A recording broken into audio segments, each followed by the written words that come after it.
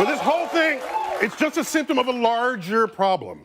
There's a growing anti-intellectual strain in this country. It may be the beginning of the end of our informed democracy. Of course, in a free society, you can and should think whatever you want. And if you want to think the world is flat, go right ahead. The earth isn't flat. And by the way, this is called gravity.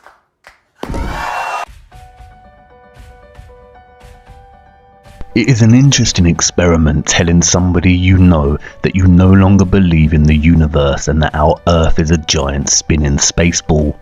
Try it for yourself. I guarantee they will tell you you're crazy, or at least look at you like you've lost your mind. The most interesting thing is when challenged, the ball believers will not actually be able to give you solid empirical evidence based on their first-hand experience that the Earth is actually a large spinning globe. Can any of us demonstrate first-hand in our day-to-day lives the Earth's curve or motion through the solar system? No, we cannot. And can any of us say we have seen the planets in their orbit and the universe expanding with our own eyes? No, again, we can't. Usually in response to this crazy person telling them that the Earth is flat, they will respond by 1.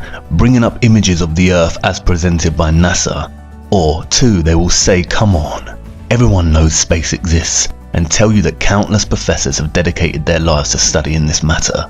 At some point, perhaps, an emphasis on the existence of gravity will come up in the conversation.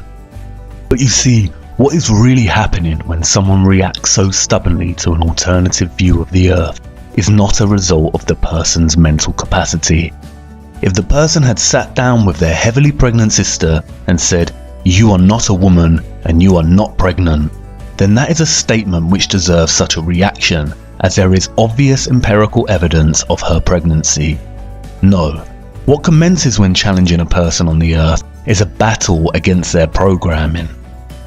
This programming is a deep-rooted and established matrix that is deliberately constructed when we are infants.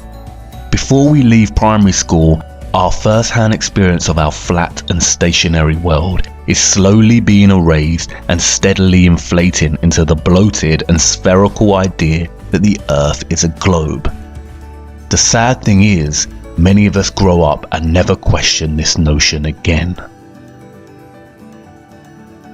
It is only in photographs and videos from NASA and other official trusted sources that the horizon appears curved.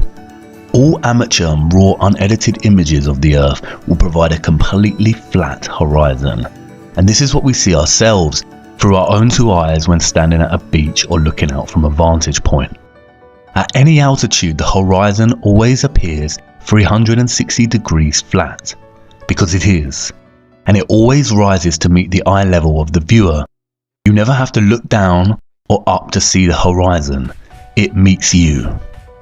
No matter how huge they say the Earth is, if it were a curved ball, you would have to adjust your view upwards or downwards to meet the horizon.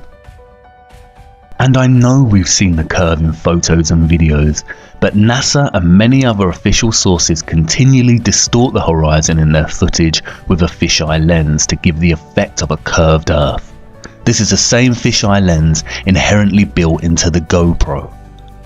And I know what you're going to say. You've seen the horizon bend and curve when journeying at altitude on an aeroplane. But unfortunately, this is more trickery. Aeroplane windows commonly bow outwards to give the illusion of curvature. A Telegraph article, catering to our gullible nature, explains that flight windows were changed because the square windows caused a higher percentage of crashes. Yeah, right. They use our size as human beings to dismiss our own infallible perception of a flat and stationary Earth, claiming we are not big enough to witness the curvature. But this balloon managed to ascend 121,000 feet and left its fisheye lens behind. Lo and behold, a flat horizon. The balloon wobbles and spins, but the horizon remains dead straight, not curving in any way, shape or form. And this is the problem. For centuries, our ancestors used their own judgment and relied on their own natural-born senses to discern that the Earth was flat. And although some had dabbled in theories of the Earth's potential curvature, it wasn't until the early modern period, with voyagers like Christopher Columbus, that the heliocentric globe model became dominant and humans forever sacrificed the knowledge of their own senses. And the heliocentric model is so blatantly flawed and nonsensical that it's astonishing that it even gained traction. Take the water bordering our horizon, for instance. It is the natural physics of water to find and maintain a level, and it just so happens that that level is flat. If Earth was a spherical ball, water would not maintain such consistent flat levels. We are used to water doing this and this, but we have never in all our lives on Earth witnessed with our own eyes water do this. Water does not bend. It's not called sea level for nothing, you know. And if water did not always find a flat level, then why would we use tools such as this to achieve accuracy? Again, water does not bend. Rivers, for instance, always run down to sea level.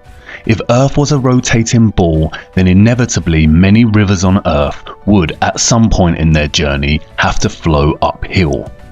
As Eric Dubay points out, the Mississippi is 3,000 miles long, which means it would need to run uphill for 11 miles on a globular Earth. He also points out that a portion of the Nile runs for 1,000 miles with a fall of only 1 foot. Again, if the Earth was a spherical ball, this would be impossible. The scientist magicians of our world claim that the Earth is 25,000 miles in circumference. But spherical trigonometry dictates that the surface of all standing water must curve downward at 8 inches per mile, multiplied by the square of the distance. That means that a 20-mile stretch of water would dip 66.68 feet on either side of its central peak. Every time scientists have tried to find these dips and bends, however, water always proves to be completely level and flat. There's a growing anti-intellectual strain in this country. When building railway tracks, roads and bridges, architects and engineers never account for any curvature. Engineer W. Winkler was published in the Earth Review regarding the Earth's supposed curvature, stating, "As an engineer of many years' standing, I saw that this absurd allowance is only permitted in school books. No engineer would dream of allowing anything of the kind. I have projected many miles of railways and many more of canals, and the allowance has not even been thought of, much less allowed for. This allowance for curvature means this, that it is 8 inches for the first mile of a canal, and increasing at a ratio by the square of the distance in miles. Thus a small navigable canal for boats, say 30 miles long, will have, by the above rule, an allowance for curvature of 600 feet. Think of that, and then please credit engineers as not being quite such fools. Nothing of the sort is allowed. We no more think of allowing 600 feet for a line of 30 miles of railway or canal than of wasting our time trying to square the circle."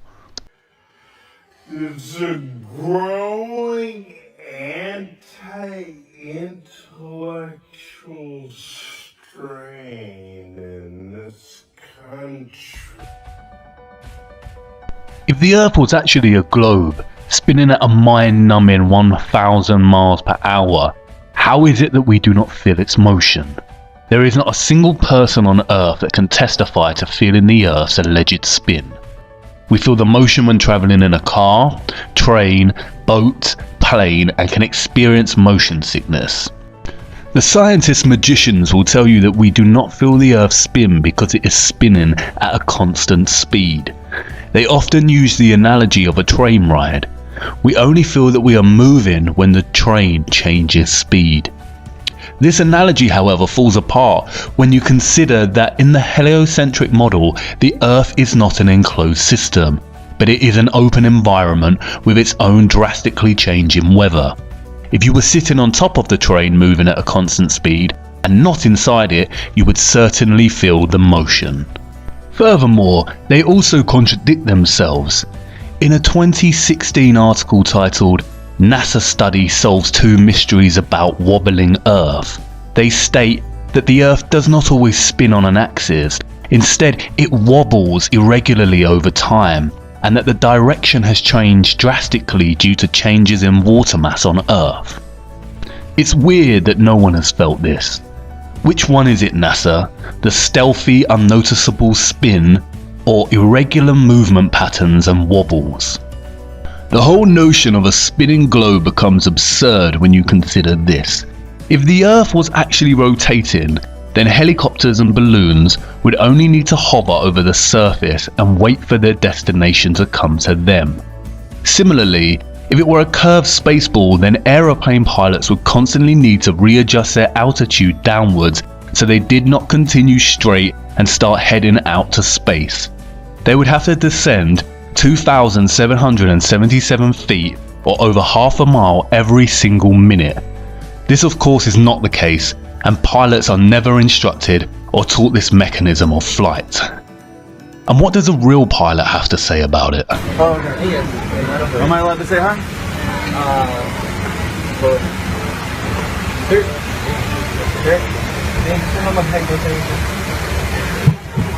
Hey, I just want to say thanks for the smooth flight. Alright. I did have one question. Is there like a specific angle of downward tilt you have to fly at to 3 degrees. 3 degrees That's it. for the curvature of the Earth? Oh, for the Earth? Because No, we just fly over the troposphere. really. But Yeah. do you have to keep like kind of going down because? No, we actually have to nose up. It flies. Yeah. Really? Because I was reading some stuff on the flat Earth that made a lot of sense. Have you looked into it? This one? Sorry. I was reading a lot of stuff on the flat Earth. Okay, yeah. True. It's true? Yeah. Okay, Yeah. alright, cool. All Hey, right. God bless, brother. Alright, have a good one. You too. Crack on. I just got one question to ask. Flat or a ball? Flat or a ball? What's that? Well, I never feel as breaking round. If we live on a ball, surely we'd have to fly around it. Yeah, it feels like flat or a ball. Flat. Not a ball. I think it's flat. Yeah, me too. Pretty flat to me. It certainly does, doesn't it? And you've got that flight instrument down there to keep it flat. Gravity exists. Gravity is an unproven theory. No, it's not. Let's rock and roll. Cheers, fellas. Thank you very much for the. Can I ask the pilots one question? The first officer's here. Do you mind? He's got a question for you. Hello, mate. How are you? Yeah, good. I'm a fellow, Casey Josh. I'm a fellow, just PPL, pilot. Yeah. Yeah, nice. I got a couple of serious questions to ask you. Okay, here we go. Yeah, there's a big time. Curvature. Curvature. Yeah. Yep. We don't allow for curvature, do we? For anything, not for you usually. Yeah. No, we're round. We're a disc, aren't we? Round and flat. Yeah. Sorry. Hey, look. Honestly, quite seriously, Yeah. we are, aren't we? Yeah. Thank you, mate. Thank you for being. If the Earth is actually rotating, flight paths would become very messy. Flying west from New York to California is 2,441 miles, which takes just under 5 hours on a commercial flight.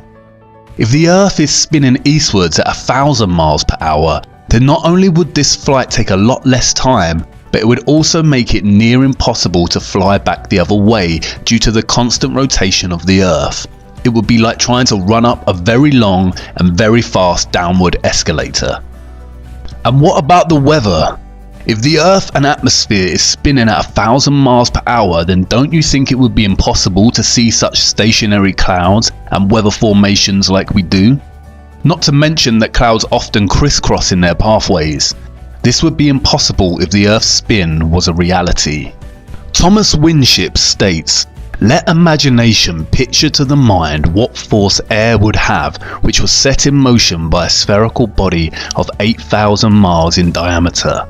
which in 1 hour was spinning around 1,000 miles per hour, rushing through space at 65,000 miles per hour and gyrating across the heavens. Then let conjecture endeavour to discover whether the inhabitants on such a globe could keep their hair on. If the Earth globe rotates on its axis at a terrific rate of 1,000 miles an hour, such an immense mass would of necessity cause a tremendous rush of wind in the space it occupied. The wind would go all one way, and anything like clouds which got within the sphere of influence of the rotating sphere would have to go the same way. The fact that the Earth is at rest is proved by kite flying. And honestly, if the Earth was a fast rotating globe, then wouldn't the oceans and other bodies of water be pushed away from the Earth in the same way as when a wet tennis ball is spun rapidly, the water sprays outwards? The scientists magicians have an answer for this. They call it gravity. And by the way, this is called gravity. The scientists magicians are at it again, weaving their spells and telling us tales of a powerful force keeping us rooted to the Earth. If gravity was such a powerhouse, then birds would struggle to fly. Insects would not be able to use wind to navigate. Monkeys would not climb and jump among trees with ease. Planes would not be able to take off from the ground. Trees would not be able to overcome gravity's pull when their growth towards sunlight and would begin to bend towards the Earth the taller they became. And if gravity exists and has the power to bend and wrap the oceans around a gigantic spinning ball, then humans would certainly struggle to lift their arms and legs. Legend has it that an apple fell on Newton's head as he sat under the tree, and this was the catalyst for his great discovery of gravity, which claims that objects are attracted to large masses and gravitate towards their centre. However, when they talk about gravity, what they are actually referring to is the law of density relative to mass. Today, I'm going to show you a simple science experiment that you can try at home to learn about density. Start by taking an empty glass and tip in some water and food colouring. Then add some syrup or treacle. And I'm going to add a little bit more water to make the layer a bit thicker. Then finally, fill the glass up with some oil and leave it to settle for about 15 minutes. These liquids separate out into different layers because they're different densities and they don't mix. The syrup has the highest density, so it sits on the bottom, and the oil, which has the lowest density, rises to the top. Try dropping different objects in to see what happens. If we drop this metal nut in, which is really dense, you can see it sinks right to the bottom. But if I take this grape and drop it in, it sinks through the oil and water, but sits on the syrup. This is because the syrup is denser than the grape. Pretty cool, huh? Now if I take this plastic bottle top and drop it in, it slowly sinks through the oil and sits on the water. And finally, if I take this piece of sponge and drop it in, it sits on top. It is a scientific fact, verified by undisputable evidence, that when objects are placed in mediums with less density, they sink, and when placed in mediums with higher density, they rise or float. For example, a rock in water will sink because the object's density is greater than the water's density, as will a ship's anchor. Likewise, helium-filled balloons rise because they are lighter than the air. Submarines float on the ocean when their ballast tanks are empty and contain air, and they sink when their ballast tanks begin to be filled with water. This is how they manipulate their depth in the ocean, by adjusting the ratio of air and water in the tanks. This is proven by filling a balloon with 50% air and 50% helium. As helium is lighter than air and the ratios are even, the balloon remains fixed in the air without rising or falling. Again, much like the Earth's curve and spin, we do not witness smaller objects on Earth gravitating and orbiting around or being pulled towards larger objects.